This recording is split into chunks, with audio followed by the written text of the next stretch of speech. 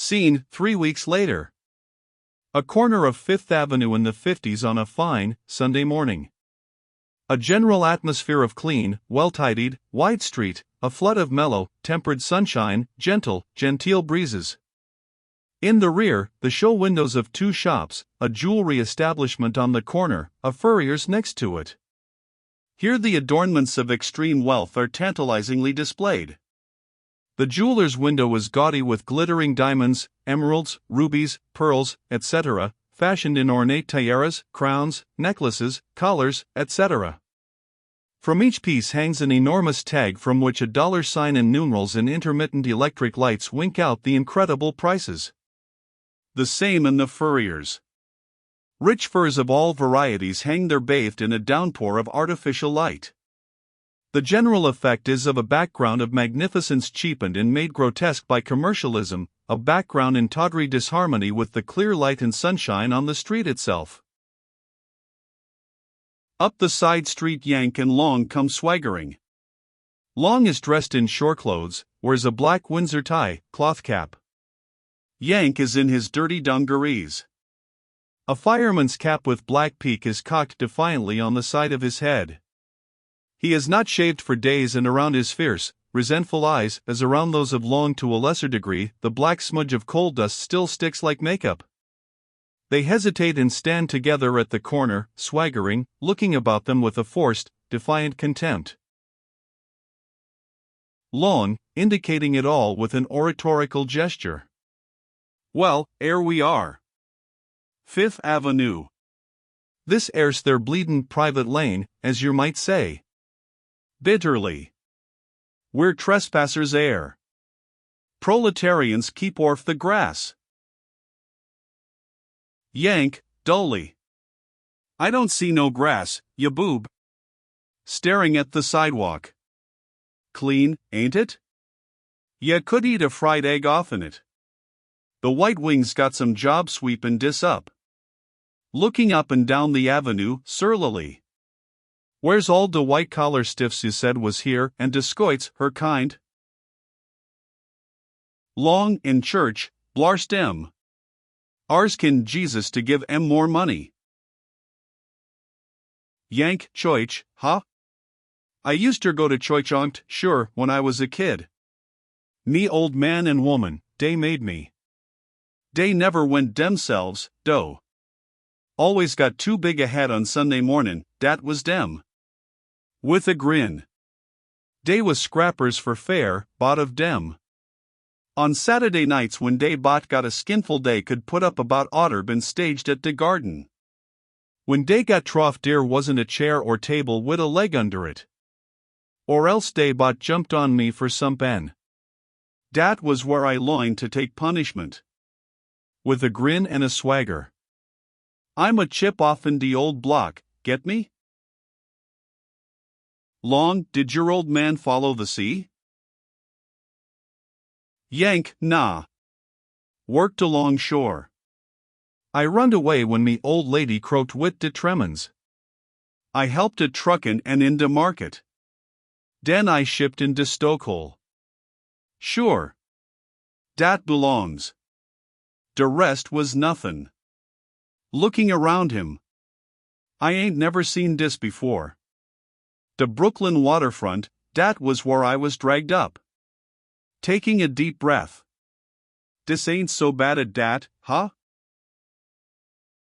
Long, not bad?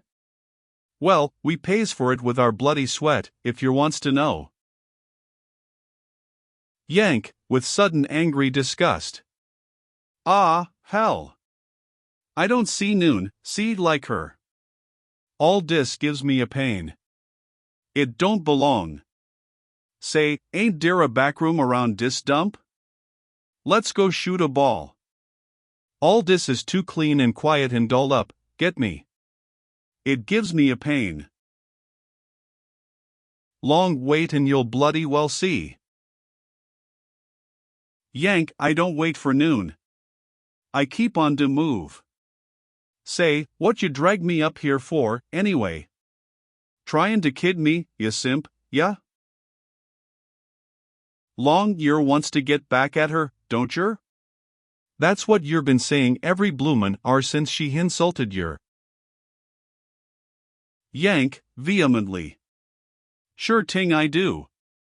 Didn't I try to get even with her in Southampton? Didn't I sneak on de dock and wait for her by de gangplank? I was going to spit in her pail mug, see? Sure, right in her Popeyes. Dat woulda made me even, see? But no chanked. There was a whole army of plainclothes bulls around. Dey spotted me and gimme de bums rush.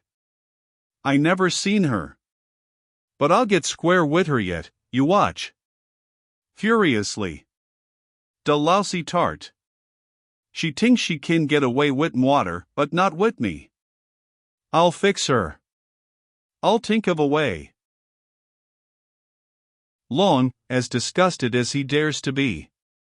Ain't that why I brought yer up ere, to show yer? Yer been lookin' at this ere ol' affair wrong.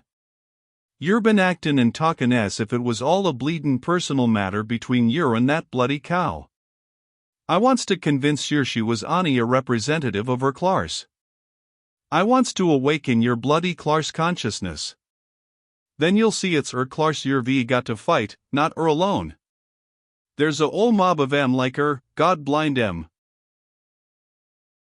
Yank, spitting on his hands, belligerently. De more de merrier when I get started. Bring on de gang.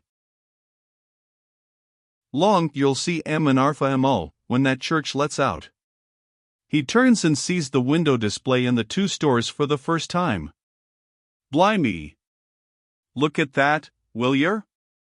They both walk back and stand looking in the jewelers. Long flies into a fury. Just look at this air bloomin' mess. Just look at it. Look at the bleedin' prices on 'em more 'n our old bloody stokehole makes in 10 voyages sweatin' in L. And they her and her bloody clars buys 'em for toys to dangle on 'em. One of these air would buy scoff for a starvin' family for a year. Yank cut de sob stuff. T hell wit de starvin' family. You'll be passin' de hat to me next.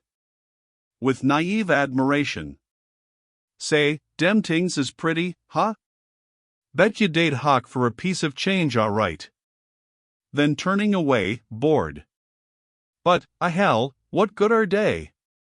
Let her have 'em. They don't belong no more 'n she does. With a gesture of sweeping the jewelers into oblivion. All dat don't count, get me? Long, who has moved to the furriers, indignantly. And I suppose this air don't count neither skins of poor, armless animals slaughtered so as errant heirs can keep their bleedin' noses warm. Yank, who has been staring at something inside with queer excitement. Take a slant at dat. Give it de once over. Monkey fur, $2,000. Bewilderedly. Is dat straight goods, monkey fur? What the hell? Long, bitterly. It's straight enough. With grim humor. They wouldn't bloody well pay that for a hairy ape skin, no, nor for the old livin' ape with all his yiddy, and body, and soul thrown in. Yank, clenching his fists, his face growing pale with rage as if the skin in the window were a personal insult. Throwin' it up in my face. Christ. I'll fix her. Long, excitedly. Church is out. Ere they come, the bleedin' swine. After a glance at Yank's lowering face uneasily. Easy goes, comrade. Keep your bloomin' temper. Remember force defeats itself. It ain't our weapon. We must impress our demands through peaceful means, the votes of the on-marching proletarians of the bloody world. Yank, with abysmal contempt. Votes, hell. Votes is a joke, see. Votes for women. Let dem do it. Long, still more uneasily. Calm, now. Treat dem with the proper contempt. Observe the bleedin' parasites but 'old your oarses. Yank, angrily. Get away from me. Yuri yellow, dat's what. Force, dat's me.